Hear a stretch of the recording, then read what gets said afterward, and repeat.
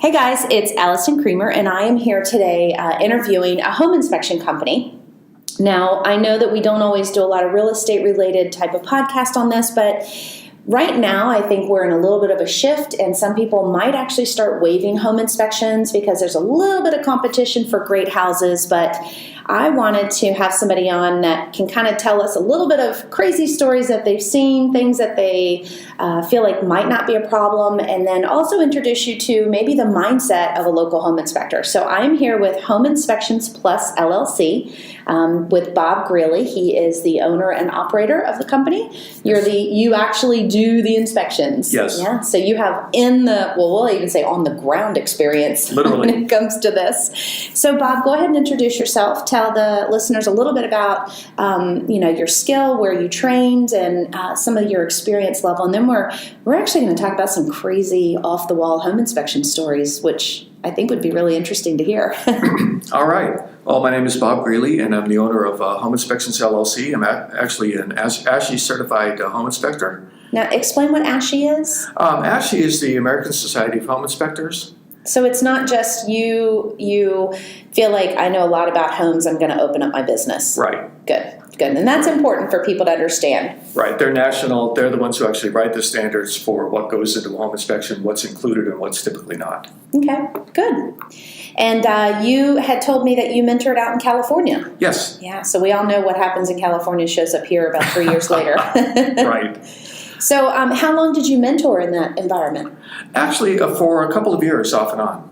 And Yeah. I worked with a friend of mine who's been inspecting for probably 20 years now. Yeah. And we did everything from condos in a high-rise to single families to you name it. We went around and took a look at it. I think that's the best way to start your career is in a mentor program. That's what I did for about 5 years before I became an agent. So, well, I always feel like people want to hear stories, not pitches. So I had asked you just a few minutes ago about some of the crazy off-the-wall inspections that you might have done. So I'm sure there's a few that probably stick out in your mind. Tell me about the most unique home inspection that you've had the pleasure of doing. Well, I did do one a couple of years ago that beautiful home, 5 bedrooms, rebuilt from a smaller home. And everything inside the house was beautiful. I found virtually nothing wrong with the interior of the house. And then I went down into the crawl space, and that's where I discovered the plumbing that was leaking, the piers under the house that were falling over. They were crumbling. They were made out of a combination of bricks, concrete blocks, pieces of plywood, pieces of lumber. Wow.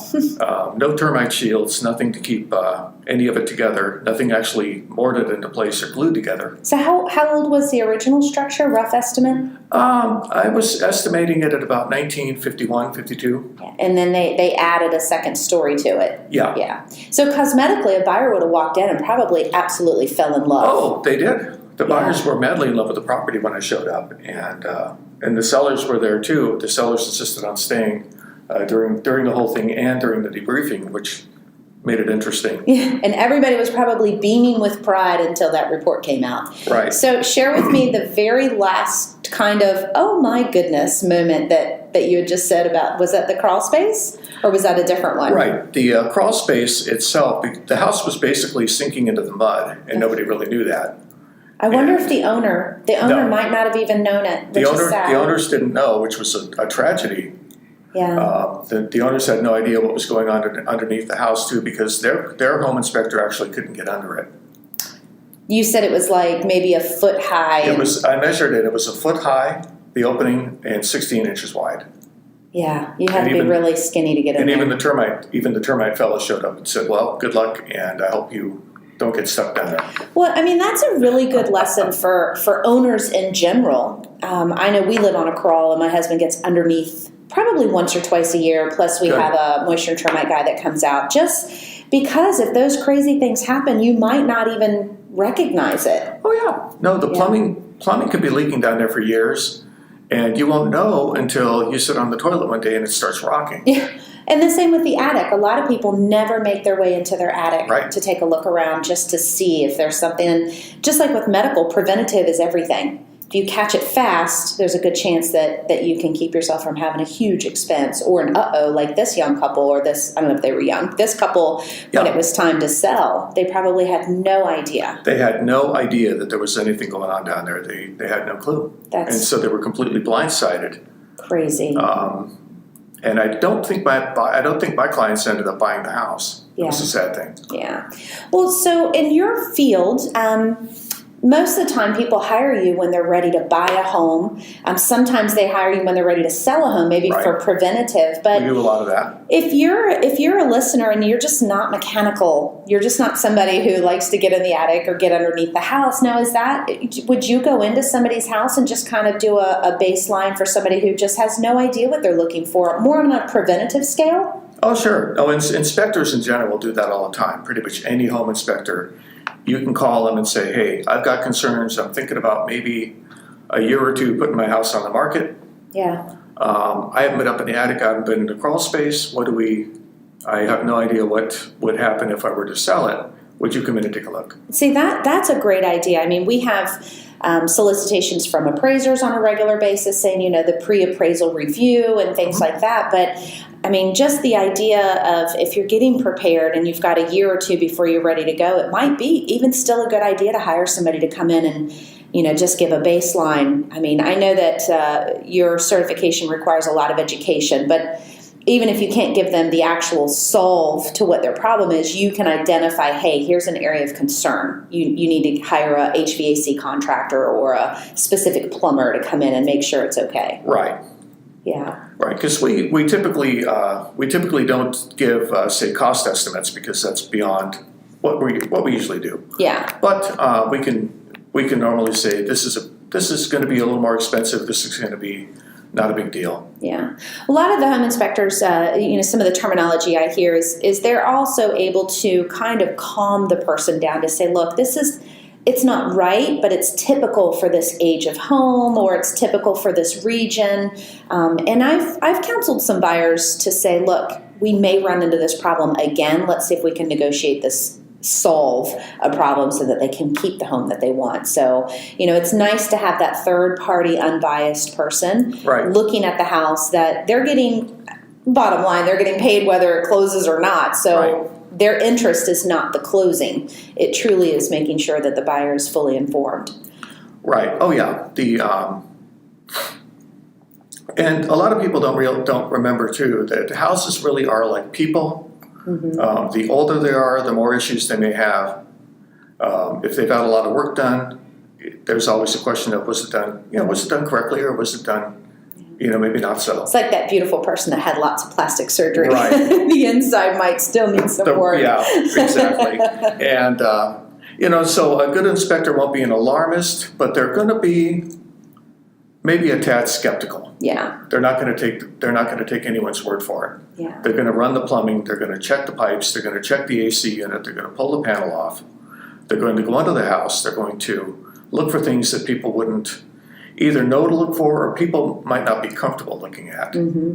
Well, I'm sure you could probably pick up on a crazy fix that somebody did, and while the untrained person may think that that's not going to be a problem, you're able to identify areas that could, like we said, safety, major expense, or building code issues that potentially don't look right, and could save them a lot of stress and money in the future. Oh, sure. No, I see that all the time. I see things that were done crazy, with plumbing, the wrong type of piping being used here and there, or valves on hot water heaters not being set up right, where if there were a leak, it would be really bad, versus if they were done right, it wouldn't be a problem at all.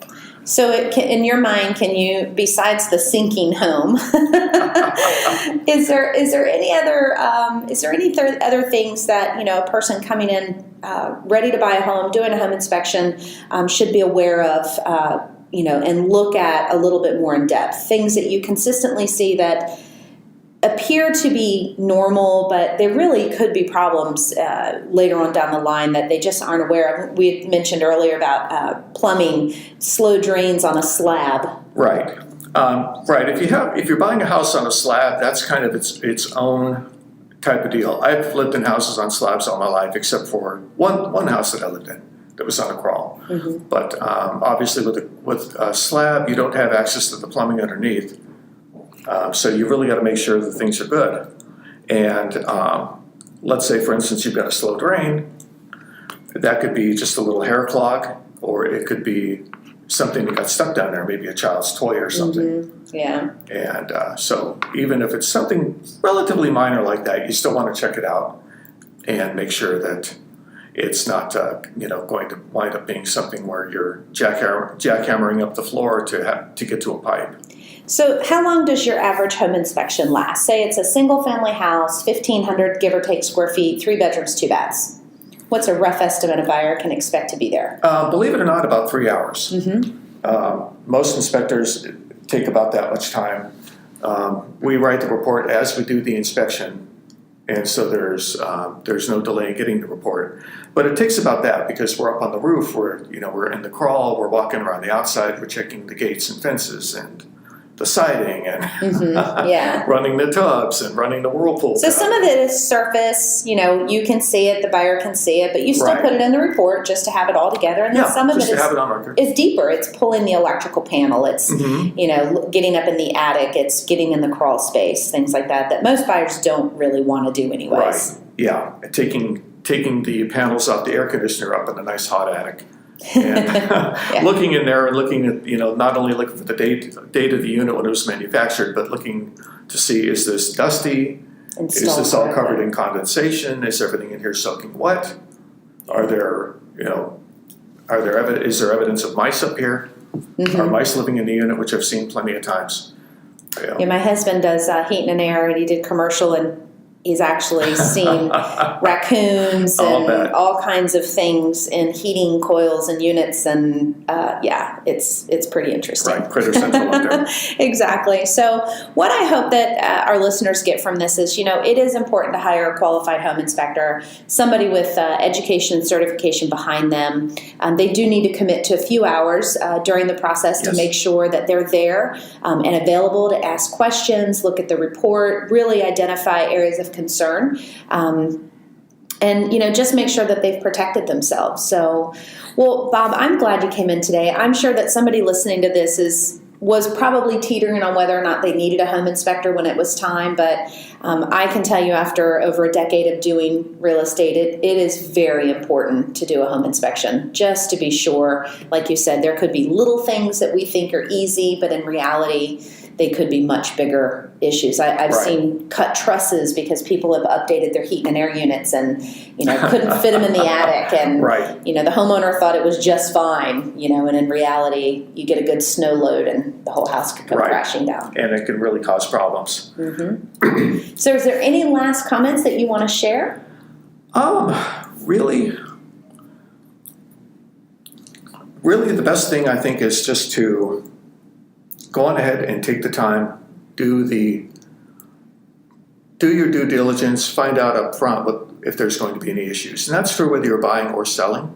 Mm-hmm. That preliminary inspection when you're selling is nice. Right. The whole key to it really, I think, is knowledge is power. Knowledge helps you come back with good offers. Knowledge helps you know what you're looking at. Or knowledge also tells you, hey, we went through the house, he spent 3 hours looking at it, and he didn't find a single thing wrong with it. Yeah. We're going to be okay. The best $300 to $400 you'll ever spend, not to be thousands upside down. Right. So, well, Bob, thank you. You are my last interview of the year for 2016. I hope you have a great holiday. Well, thank you, you too. We're going to have all of Bob's contact information on the blog and in the show notes. So if you would like to call him, ask him a few more questions, or even hire him for the home inspection for a purchase or home inspection for that preliminary sale.